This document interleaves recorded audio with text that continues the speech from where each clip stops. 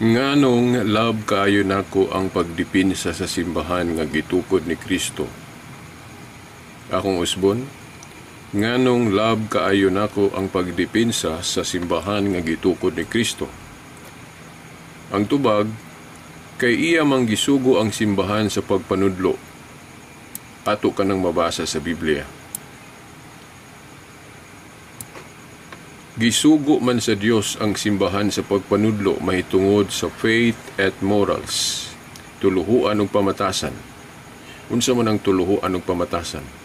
Kana bang pagtuo nato sa Dios ug kanang moral, kanang unsaon nato pagkinabuhi diri sa kalibutan nga mahiuyon sa pagtulunan sa Dios.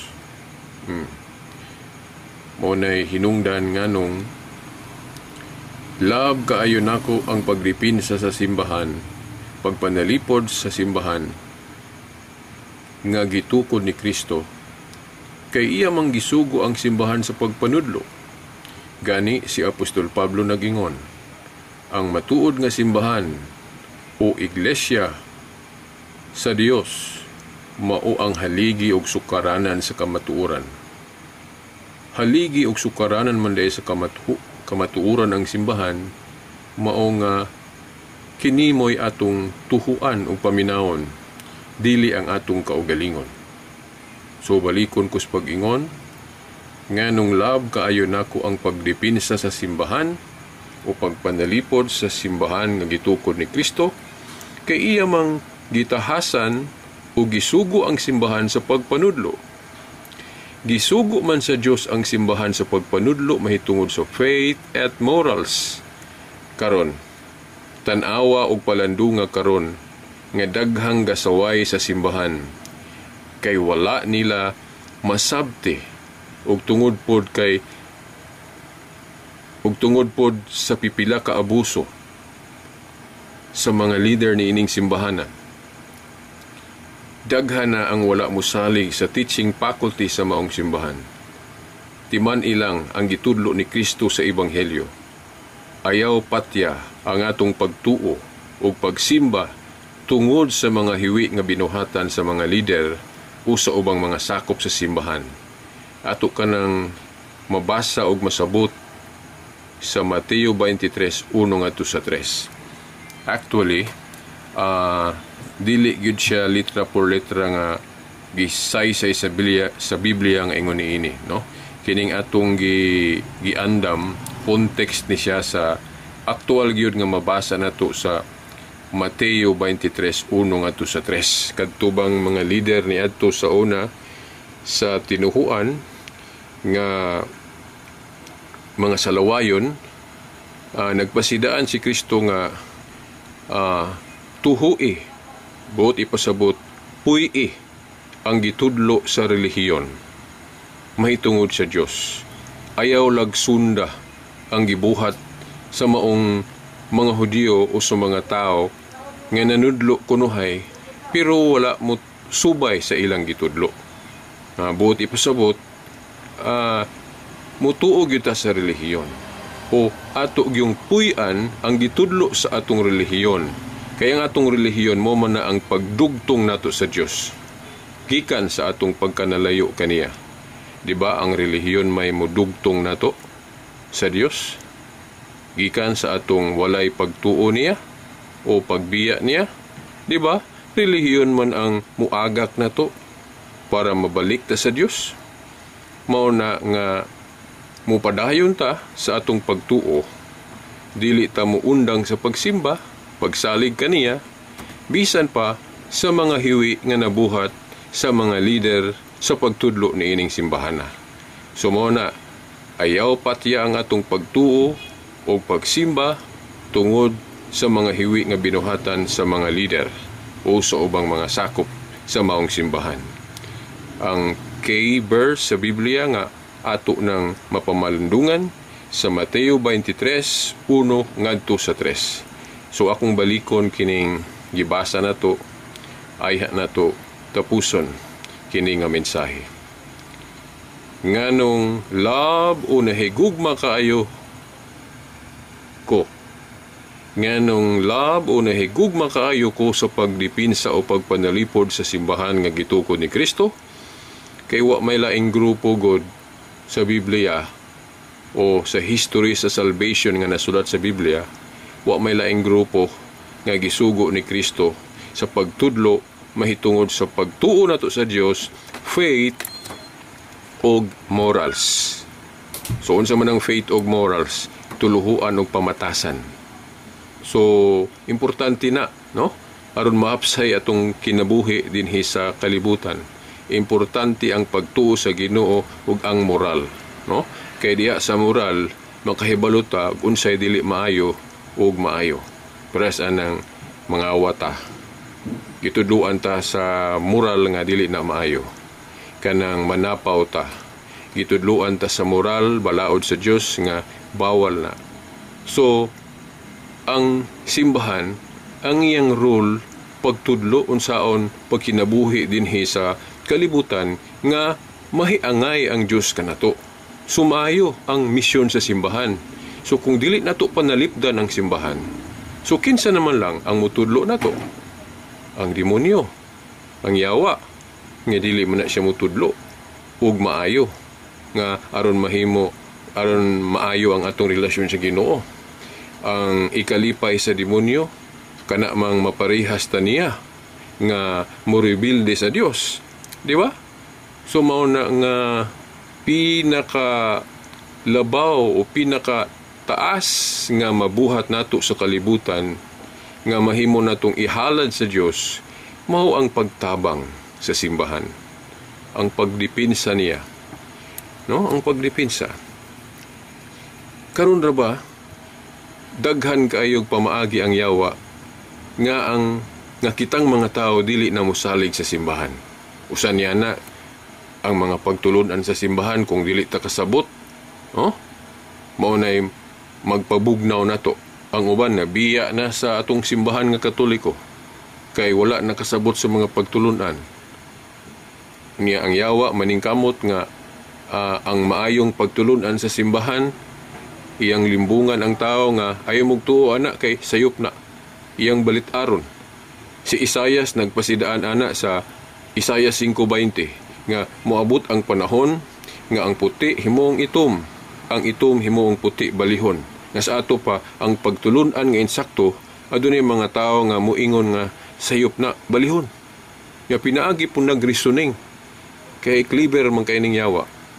Oh, gani sa Biblia giingon nga na ay mga tao nga o ang yawa mismo magpakaanghel sa kahayag. So gani ang yawa magtakuban ingon nga anghel sa kahayag. So kung ang yawa magtakuban ingon nga anghel sa kahayag, unsa pa ka ang iyang mga followers diri syuta, di ba? So ang yawa di ang kadautan di diri sa kalibutan dili lang di ay na siya nagsaput og itom, nagsaput pud ay nagputi, no? Ang example ana magbantay ta na yung mga manudlo aning Biblia pero false prophets di ay, no? Ako ang akong ilhanan sa false prophets kanang mga pasaylo ako pastor ug ministro nga nibulag sa tinuod nga simbahan day nanudlo aning Biblia nya. Ang Biblia mo ilang gamiton sa pagsaway o pagguba o pag-atake sa tinuod nga simbahan nga gitukod ni Kristo. Mao na mga igsoon dili ta panglingla, no? Magampo ta, dili ta magpadaog, no, sa atake sa demonyo. Ug unsa man ang mga hinagiban nga atong gamiton para makasukol ta sa mga tentasyon, mga panglimbong sa demonyo, kinahanglan na ata ana. Di lang ta sigig dulag cellphone, sa mga games diya sa itong gikabuangan, no? Kung doon na tayo kabuangan, kanang mga buluhaton nga makatabang na to unsaon pagpakigbugno na ining yawa nga very lisod kaayo buntugo na to kung wala tay igong kusog nga gikan sa Dios nga makigharong aning demonyo, makigbatok aning demonyo. Sumao na tanawa karon unsa ang nahitabo nga daghan na ang wala mosalig sa teaching faculty sa simbahan. Di ba ang atong mga anak dili na maminaw sa simbahan. Di nagali mo simba o pasimbahon. Dili ganahan mo simba. No? Nga naman, kay ang yawa na ning kamot. Nga dili ta manalinghog. Dili ta muadto og simbahan. Gani, doon na po'y muadto og simbahan nga wala gani pod kasabot. Unsay giana sa simbahan. No? Ang uban mo, ana lang simbahan kay dunay ikabuangan ditong chicks o kinsay iyang ikabuangan nga lain dito. Ang uban po siguro moatulag simbahan kay ganahan lang magtanaw-tanaw kung siya maayong makita diha. No? Dili ang pagsimba sa Dios. So mao na, no? Nya duna day koy na nabasahan sa social media, sa Facebook nga dunay ginikanan ba nga naguul kaayo sa iyang mga anak kay mga dili na maayo, no? Nagsunod na ng mga buhat nga dili maayo sa tupa mga kanabang mga immorality. Ang ako kong reflection ana, nganong daghan na to ang nahimong immoral o wala na magbuhat og maayong mga kanabang maayong gibuhat. Mangutana ta, ngano man? Ako sigurado ko, tungod kay wala na nato gihimong treasure ang pagpanudlo sa simbahan. Di ba? Gani, maumanggani nga kitang mga Katoliko nga ginikanan ato yung ipaapil ang atong mga anak sa kanabang katekismo, no? O para matudluan diya sa simbahan. Pero usahay, adi kay usahay, nakikakita nagyuguan nga taman ra diha. Din dili ipalambo pagkadako na dili manaris ang ilang nahibawan sa bata pa silang basic teaching sa simbahan.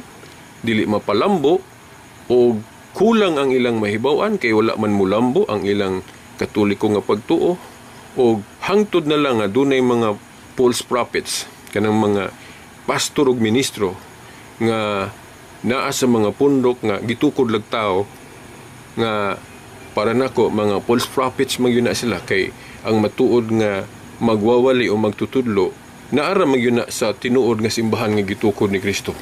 Kadtong namiya giklaro na sa 1 Juan 2:18 ug 19 nga kadtong mibiya sa original nga pundok nga gisugdan sa mga apostol, isipon to silang dili tinuod sakop.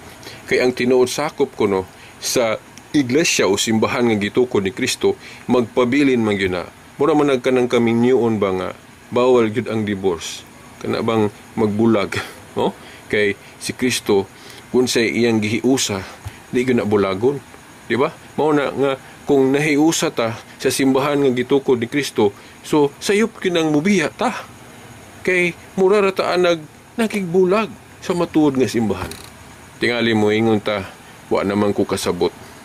Ako sigurado ko kinsay utor, kinsay nagpaluyo anang wa ta kasabot ang yawa ra gyud. Kay gusto niya nga mabahin-bahin ta dili ta mag-usa. Kay siya may tiguba sa gustos Ginoo. Di ba ang gustos Ginoo sa Juan 17:11 nga mag-usa ta? Wala ka bantay ba ang mga preacher karon nga murag wala lang nila, murag natural ra nila, murag okay ra nila nga tuwa dito Calvary Chapel, CCF, tuwa ni Born Again, Sabatista, Christian ni Cristo. Murag okay lang na nila. Nga dili man na ang ebanghelyo nga gitudlo ni Kristo. Ang ebanghelyo nga gitudlo ni Kristo usa ka simbahan nga iyang gitukod. Si Pedro ang iyang gipasabot ng daan nga mo'y mo pastor, mo mahimong labawng pastor kung tuwa na siya sa langit. Klaro kay na kanang gitudlo sa Katoliko ang pagsabot sa Katoliko sa Juan 21:15-17 sa dihang taliabot ng musaka si Kristo sa langit kinsa may iyang gibinlan sa trabaho sa pagka-executive minister o pagkalabang pastor, klarong iyang gipasabot sa dihang iyang giingnan si Pedro, no, di ba sa tanang mga apostol nga tuwa dito, si Pedro iyang giingnan, Pedro, ati mana ang akong mga karnero. Sa to pa ang pagkalabang pastor man na. Kay kanang mga karnero ni Kristo, tanan man. Dili man pareha sa kanang atong mga obispo lang sa matagdapit sama sa obispo sa Dipolog, sa Cebu, sa Amerika o bisan asang lugar. Ang ilang pagkapastor limited, ano man, kay sa ila ramang lugar. Pero ang pagkapastor ni Pedro, mao kana ang pagka-pastor nga universal sa ato pa pagka-executive minister, pagka-chief pastor. Kinsa may chief pastor kung ato yung tanaw ng Biblia ang hari nga si Kristo. Pero nganong iya man ang gi-delegate kanang iyang trabaho ni Pedro tungod kay dili naman siya makita, madto naman siya sa langit. So ang iyang representative nga pilion nga iyang gipasabot mao nay mo dumala sa tibuok simbahan sa ato pa tanang mga district bishops o district minister, bishop na, no? Sa Iglesia ni Cristo, district minister lang tawag siguro anang obispo nato, di ba? Sa ila district minister, pero sa ato obispo mas biblical para nako ang term nga bishop kaysa district minister. Ngano man? Kay wala ko kabasaan sa Biblia o kanang term district minister. Mabasa minister pero kanang imong ilangkob ng duha district minister, pero dili na term nga gigamit. Kay kung basahon na to ang Acts chapter 1 verse 20 kanang katungdanan sa mga apostol, kung dunay mabakante sama atong nabakante ang katungdanan ni Judas nga apostol, gipulihan to. Unya ang term sa King James version karaan nga English bishopric. Kung mubuo na to bishop, so mo na nga nagtuo ko nga ang authority sa mga apostol na sa mga bishop. So mao na nga kini, no? Si Pedro man mo'y gibinlan ni Kristo sa katungdanan sa pagkalabawng pastor sa ato pa, kining ubang mga pastor sa ato pa, kini mga bishop na tuog down to the priest, kuha ni sila, under ni sila sa pagdumala sa katungdanan ni Pedro. Kay ang katungdanan ni Pedro labaw man, kay tanan kong karnero ni Kristo, dumalaho ni Pedro, no? Juan 21:15-17, no? Tanan, sa ato pa, tanang mga district pastor or bishop o pare nga under sa usa ka simbahan ni Kristo muhangad. Mura ba o kanang mga military nga ang pinakataas presidente, pero naay mga subheads, mga generals o sa mga mayors, mga leader, pero ang pinakalabaw mao kanang presidente. Mao sab sa tanang mga apostol, klaro nga si Pedro mo'y appoint ni Kristo nga mahimong universal pastor sa ato pa executive. Ang atong term nga gigamit ana karon Santo Papa o Pope. Sa laing mga video ako ning gi-explain nga nung Santo Papa ang term nga gigamit na to. Sumao na. So ngano nga nahigugma ta sa pagpanalipod sa simbahan nga gitukod ni Kristo. Kay wa may laing grupo god o gitukod nga pundok diri sa yuta nga gitahasan sa Ginoo sa pagpanudlo about tuluhuan ug pamatasan, nga unsaon pagpuyo dinhi sa kalibutan ang simbahan raman nga gitukod ni Kristo. Siguraduhon gid pud nato atong klaron pod nga kadtog yung gisugda ni Kristo. Sa ako manggong pagtuon wa man gyud laing simbahan o iglesia nga nagsugod panahon sa mga apostol nga gi-organize ni Kristo. Kini ramang Katoliko karon. Sa una, tingali mo ingon ta nga wa may mabasa sa Biblia Roman Catholic Church. Siyempre, nganong mabasa man ang Roman Catholic Church litra por litra sulod sa Biblia, labi na sa mga hubad yung original o katong mga duol sa original, kaya wa na may original, no? Kopya-kopya naman na, no? Sa Hebrew o Griego, no? Panahon sa mga apostol, wala pa sila mo gamit anang termino nga Roman Catholic Church. Kay sa history, kana nga description nga gigamit sa simbahan nga gitukod ni Kristo, awahin na, no? Na-asimbol ang mga description nga One Holy Catholic Apostolic Roman Church niadto lang 1870 sa First Vatican Council. Kana galing Roman nga description, kay naamay mo ingon nga aman mabasa sa Biblia nga gitawag og Roman ang iglesia nga gitukod ni Kristo, misnomer man nga pangutana. Ngano man, wala man mutudlo, wala man mag-ingon ang history, wala pud mag-ingon ang simbahang Katoliko nga kanang pagtawag og Roman nagsugod na panahon sa mga apostol. Wala oy. Sa Biblia panahon sa mga apostol, klaro kay ng Bibliang Katoliko nga lain-lain ang description, ang pagtawag sa iglesyang gitukod ni Kristo, gitawag lag iglesia ng Diyos, iglesia ng mga banal, unang Korinto 14:33, gitawag og piniling katawhan o piniling nasod, mo galing gamit-gamiton po naan ng grupo ron nga diri sa Pilipinas nagsugod niya tong 1957 nya nganlan anang ngalana nga dili man na mao kay kanang piniling nasod sa Biblia mao man na ang gisugdan ni Kristo. Maura po na ang gitawag og iglesia ng Diyos, iglesia ni Kristo, Christians, born again, o unsa pa ng mga ngalan nga naa sa Biblia nga gitawag sa usa ka iglesyang gitukod ni Kristo. Mao na. Dayon kung moingon mo asa mabasa diha Roman Catholic Church, wa man magtudlo ang Roman Catholic Church nga mabasa na kay niadtong higayuna panahon sa mga apostol wala pa na gitawag og Roman Catholic Church. Awahira na hinganlig Roman Catholic Church niadto nang gi-assemble na sa First Vatican Council 1870. Unya kana pong pagtawag og Roman, unang gasugod ang pagtawag og Roman sa simbahan nga gitukod ni Kristo niadtong Council of Trent 1546. Ang hinungdan nga gidugang ng description nga Roman aron makahibaluta nga ang tinuod nga simbahan ang sentro naa na sa Roma. Kay matag grupo ro naa man gyud sentro, di ba? Sama sa Iglesia ni Kristo, ang ilang sentro na as Pilipinas. Ang Sabadista, Amerika po. Ang Saksiniuba o daghang kayong mga grupo nga ang ilang sentro Amerika. Ngano man, kaya dito man nagsugod. Di ba? Naanda na yun na, ato na yun ang na-prove nga malagmit basta kay asa gani gasugod ang maong grupo o relihiyon dito po ilang sentro. Para siguran ng Iglesia ni Kristo na sa Pilipinas ang ilang sentro kay diri gasugod. Ang Sabadista sa Amerika gasugod, mao nang tuwa po dito ang ilang kanang pinakalabaw nga namahala sa ilang relihiyon nga Sabadista. Ang Saksiniuba, ang Mormons, puros na Amerika, kay dito man nagasugod. Ang iglesyang gitukod ni Kristo sa Jerusalem gasugod. Sa ato pa, supposed to be, Jerusalem ang sentro.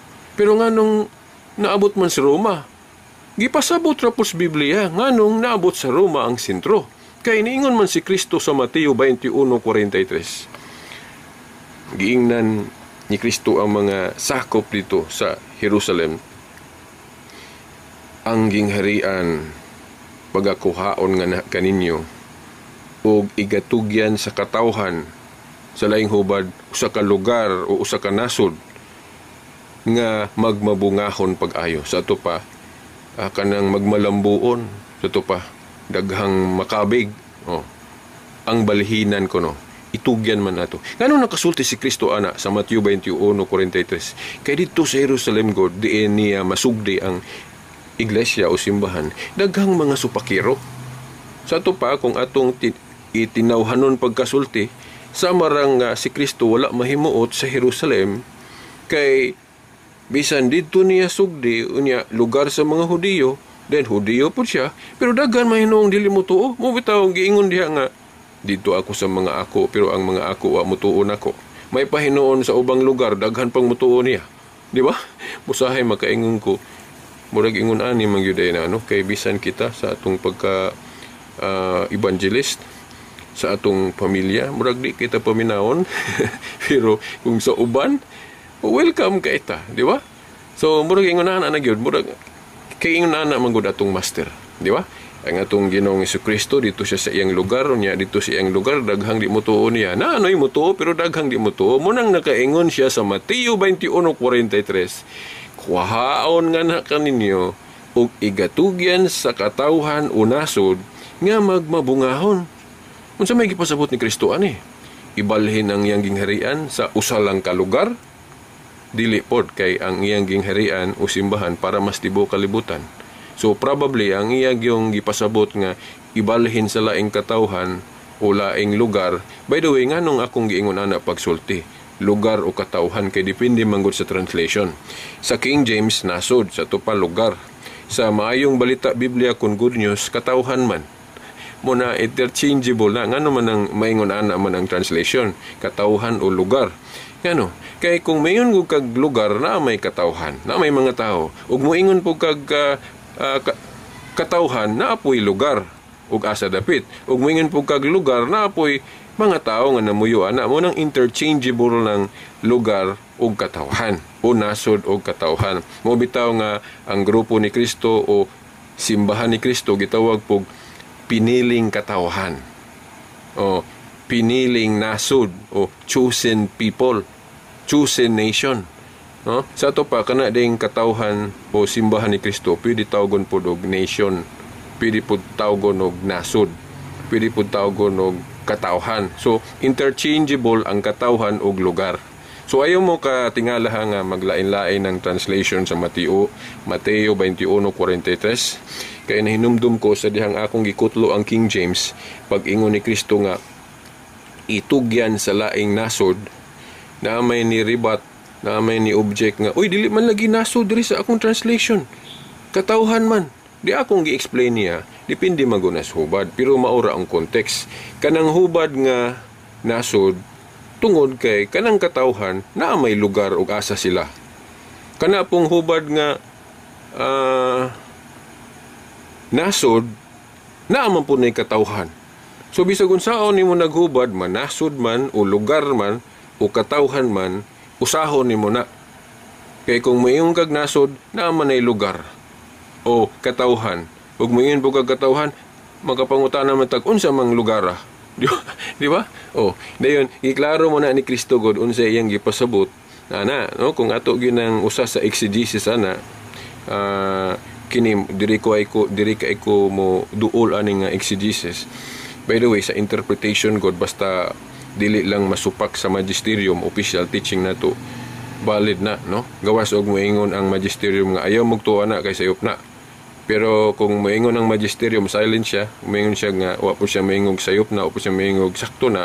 So sa Katoliko nga prinsipyo, allowed ta bisag dili ta magparehas og interpretation. Basta possible lang, posible pwede ta mutuwa na. Kay wala man pud moingon ang simbahag sakto na o pud moingog dili. So possible. Pero kung moingon ang simbahan ayaw mo ana kay sayop na.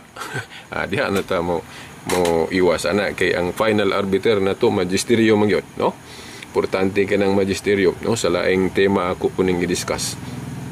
Okay, ang dako kayo rule ang magisterium sa panaghiusa. Kay kung dili gali nato ilhon ang supremacy sa magisterium, buwag sa gyud ta, di gyud ta mag-usa. Mao bitaw ning nahitabo ron nga naglain-lain natong relihiyon kay di man ta mo tuo daghan mang ang dili mo tuo nga ang supremacy sa Bible interpretation ang magisterium, no? Pero sige na to nig itudlo ipaliwanag hangtod daghang makasabot ani. So mao na sumubiya sa kuwana, no? Kay dili man gyud na moy topic. Ang ako yung topic nga akong i-expound, ako lang usbon og basa. Nganong love o nahigugma kaayo ko sa pagdepensa sa simbahan nga gitukod ni Kristo, kay wa may laing grupo gud nga gisugo sa Ginoo, gisugo sa Dios sa pagpanudlo unsaon pagkinabuhi dinhi sa yuta. Unsa ang Ginoo? Unsa simbahan na may gatudlo may tungod sa Dios. Simbahan pud ang gatudlo unsay moral. Simbahan mo'y gaingon, oy, dili bulagon ang gihiusa sa Dios. Moral na, di ba? Mo nang muyon yun nga musupak taan ng divorce, di ba? Dayon unsa pa? Gidili ang pangawat, gidili ang panapaw. Mao man na moral man na. Simbahan may gatudlo. Nya, kung tinuod ang nahigugma sa Ginoo, panalipdan gyud nato ang simbahan. Ngano man, kay mo man iyang gisugo. Magtudlo about sa atong maayong relasyon sa Dios. Nya karon nganong daghan na ang dili motuo sa simbahan. Nangabugnaw kay daghan kaayog pamaagi ang yawa unsaon niya parang di nataganahan umabugnaw ta. Wa na tay gana mo tuo sa simbahan. No? Daghang paagi. Unsa man kaayo mga pamaagi sa yawa aron di nataganahan o di natamosalig sa simbahan. Una, mga pagtulunan, lubogo na sa yawa. Gamiton na po niya ng mga false prophets, pers anang sacred images. Naaman sa Biblia ninyo nga bawal ang Diyos-Diyosan. Niya kinaaman po sa Biblia nga ang Dios gapahimog larawan katong mga sacred images sama sa kirubin. Sa Ezekiel 41, sa templo sa Dios na ay larawan gani. Di ba? So, ang Katoliko kahibaluan na kay mo may tinuod nga simbahan. Pero ang yawa mo ingon nga aron dili mo tuos Katoliko ning mga tao magngita kog paagi nga dunay magpakaanghel sa kahayag sa tupa. Yawa man na. Pero ang iyang human form ana, mga tao nga iyang followers sa tupa mga pastor ug ministro na kay kanang pastor ug ministro kahayag man na, di ba? Di ba ningon si Kristo kamo ang kahayag. Pero na may giingon sa Biblia nga ang yawa nagpakaanghel sa kahayag sa tupa na pud ay sheep's clothing na di magtakuban nga mensahero sa Dios pero false kinsa man na, di ba? Ako klaro gyud kay nako kinsa ng mga false prophets o mga false teachers. The moment nga duna gani pastor o ministro nga muingon nga ang mga rebolto sa Katoliko Diyos-Diyosan, sigurado jud kong false prophet na.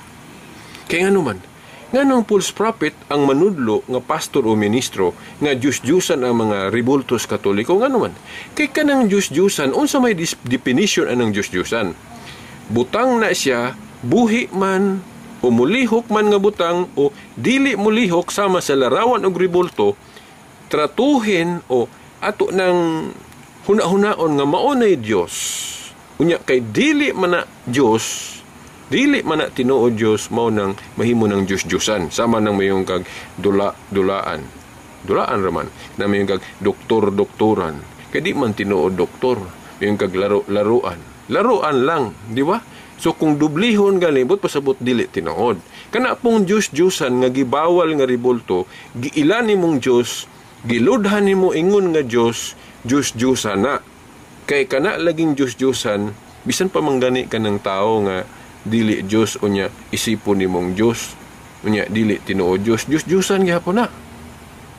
Then sa lawom pod nga pagsabot anang idolatry, bisan po kana pong mga bisyo na to. Kung mo na number 1 sa atong kinabuhi, dili ang Dios-Diosan gyapon na, di ba? Mao na. Kung ipaka-Dios ang butang, buhi o dili, rebolto o dili, basta himuon na tong Dios number 1 sa atong kinabuhi, nya dili man na number 1 sa atong kinabuhi, ang Dios raman sa langit mo nang mahimo ng Dios-Diosan. Pangutana, ang Katoliko gatudlo ba nga kanang rebolto himuong number 1 sa atong kinabuhi? Himuong Dios na to? Wala. Naa sa katikisim na kabasa ko, unsa ng idolatry. Ang idolatry, klaro kay ng definition sa katikisim nga nung daghan jud ang nabutaan sa yawa nga samarag ang Katoliko kuno manudlo ana nga klaro kay nas katikisim. Basahan ninyo, nalimot lang kog asa to, basta naa nas katikisim giingon gidefine unsay bot pasabot anang sin of idolatry. Ang idolatry kuno na hinumdum pagyo ko, nalimot lang kog asa, giingon dito sa katikisim, idolatry is divinizing what is not God. Pag Dios sa dili Dios, mao nay idolatry. Ang pangutana, ang Katoliko gatudlo ba nga ang mga rebolto sa mga santos himuong Dios para mahimong idolatry o Dios-Diosan? Wala oy. Ang gitudlo sa Katoliko mahitungod sa rebolto, representation, simbolo sa presensya sa Dios. Lahi biyan ang mayong kag simbolo sa presensya o representation. Pras anang monument ni Rizal sa atong plaza, representation man na niya, di ba? O simbolo niya nga aron inig kakita nato mahinumdum lain ta niya. Mao na, dili daotan ang rebolto himuong representation, simbolo, bisan pagludhan, basta di lang himuong Dios. Kay dili man tanang pagluhod pagpaka Dios na may luhod nga veneration o pagtahod. Sa tema unya sa larawan og rebolto, at anginin ninyo kay ako ning i-explain no gayo. So sample na. So mao na ako lamang gitagaan gamay sa kana bang unsaon pag-ila anang mga false preachers basta magtudlo ganig bali. Mura bag tinuod ba? Pero di ay, no? Ngano man Isaiah 5:20, ang puti himuong itom, ang itom himuong puti balihon. Sa ito pa, ang saktong pagtulunan sa matuod nga simbahan, himuon nilang sayo paras anang intercession of saints, kanang purgatory, walang sila kita, walang sila kahibalo, asa sa Biblia, pangitaon, nga gipasabot, gi-implied ang linisanan ay maadtos langit. No? Sa timas purgatorio ato ning explain. Sa una, wag ko kahibaloan kadong hapit ko mubulag sa laing relihiyon.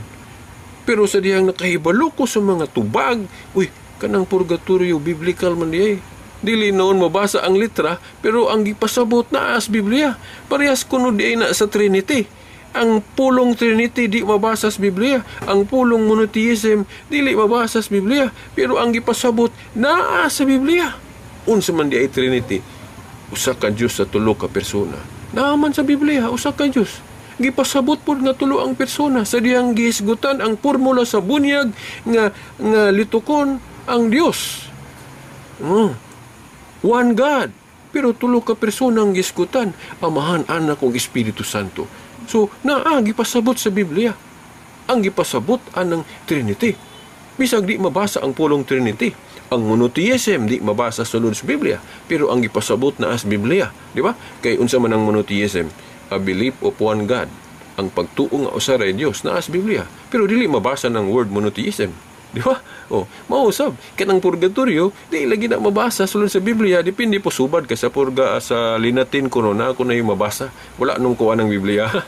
Sa linatin ko ng Biblia, matud pa sa akong mga kauban, mabasa ng pulong purgatorium, no? Sa Latin, tingali, no? Pero bisag wala jud litra por litra, na naman tay premise nga di man kinahanglan basahon tanan ang termino. Kay gani kanang termino na to nga God, wala man na sa Hebrew o Greek. Kay sa Hebrew kanang God Elohim, dili God. Sa Greek Theos, dili pod God, no? Gi in English mao nang God. Di na pwede gamiton ng God kay wala pa na sa una. No. Tukbang ng God nga in English, sa Hebrew nga Elohim o Greek nga Theos. Sumurag na taas na to. So balikon ko sa pag-ingon, mga igsuon nga nagpatalingog ani nga video karon, no? Nga nung nahigugma ko o nahigugma ta sa pagpanalipod sa simbahan, kay way laing grupo nga gitukod ang Ginoo aron iyang suguon sa pagpanudlo mahitungod sa tuluhuan ug pamatasan ang simbahan. Mao bitaw nag-ingon si San Pablo, the Church of the Living God, the pillar and foundation of the truth. Anong dili man gobyerno diha ang giingon diha nga the pillar and foundation of truth. Naaman po'y mabasa sa Biblia nga tahoron ng gobyerno, pero dili mabasa sa Biblia nga ang gobyerno sa tao pillar and foundation of truth. Mao bitaw nga dili tanang itudlo sa gobyerno mahiuyon sa pulong sa Dios. Di ba? Naagalit tayong mga politiko nga supako ng balaod sa Dios. Di ba? Ano man? Kaya ang gobyerno bisag ipatahod na sa Ginoo, pero dili na pillar and foundation of the truth. Ang simbahan yun mo'y pillar and foundation of the truth, no? Unang Timoteo 3:15. Mo bitaw para nako ang maayo nga politiko kanang dili magsupak-supak sa mga gitudlo sa simbahan. But pasabot, dili ba nato awayon ang simbahan o gobyerno? So, kung naagali mga politiko, ako dili ko mangampanya og ngalan sa politiko, ha. Ako lang guide ninyo sa pagbutar nga pilion jud unta nato nga kanang mga politiko nga dili magsupak-supak. Kung mahimo mo dipinsa pagani sa gitudlo nga pagtuo og moral sa simbahan. Kakita man ko kinsa na, pero ilang ko maghingalan kay di ko maghingalan og ngalan sa kandidato, kay dugay-dugay na ko sa akong prinsipyo nga di ko mangampanya og ngalan. Ang akong ikampanya kana rang guideline sa simbahan, dili ngalan og politiko, di ba? So mao na ang akong ikampanya kana rang gitudlo simbahan nga ang maayong butahan nga politiko kanang dili magsupak-supak sa gitudlo sa simbahan, no? Kana bang dili ba mahadlok nga bisag mawad ag buto basta di lang ibaylo ang maayong pagtulunan, no? Kinahanglan goy uban nga bisag kahibalo silang angay tuhuan ng simbahan kay simbahan gunas Ginoo, no? Teacher na sa Ginoo. Kay ang simbahan gitahasan sa pagpanudlo unya niingon si Pablo, haligi og sukaranan sa kamatuoran pag yun niya dito mo to. Di ba? Oh. So mailahan na to kinsa ng politiko nga bisag kahibalo nga dapat tuhuan ng simbahan, pero kay nakita sila niya nga di man siya makabuto kay daghang lang musupak mo nang muadto na lang siya dito kuan musupak na lang sa simbahan. So ilhan ninyo kinsa na di ko magisgot tunggalan kay di lagi ko mangumpanyag tao, no? Ang akong ikumpanya ang gitudlo sa simbahan. Sumaw na. So diri lang ko taman kay kuan, no? So kadtong nagproblema sa mga anak nga nganong wala na sila mosalig sa simbahan, agi ra pud ana mga false teachings nga gitudlo sa mga tao nga nabugnaw sila sama anang mga pagtulunan sa Katoliko nga wala masabti. So nabugnaw sila. Mao na nga kung tinuod tang Kristiyano na higugma sa simbahan ni Kristo, mutabang tagpasabot kanang ilang wala masabot sa larawan ribulto atong ipasabot sa purgatorio, sa katungdanan sa Santo Papa, atong itudlo nila ang gitudlo gyud sa simbahan nga logical, biblical ug kanang reasonable. Kay kung di ta kahibaluan na madala man tasling lasyawa nga ayaw magtuos Katoliko kay sayop nang gitudlo diha. Mungisi ding yawa kay di naman ta mandalinghog sa pagtulunan sa simbahan sa faith at morals. Di ba? So di ra ko taman kay na sobraan na kayo. Muburo ang tao kung himuon ni taas na may noong kayo. Daghang salamat ug hangtod sa sunod. Sa ngalan sa Amahan, sa Anak, sa Espiritu Santo. Amen.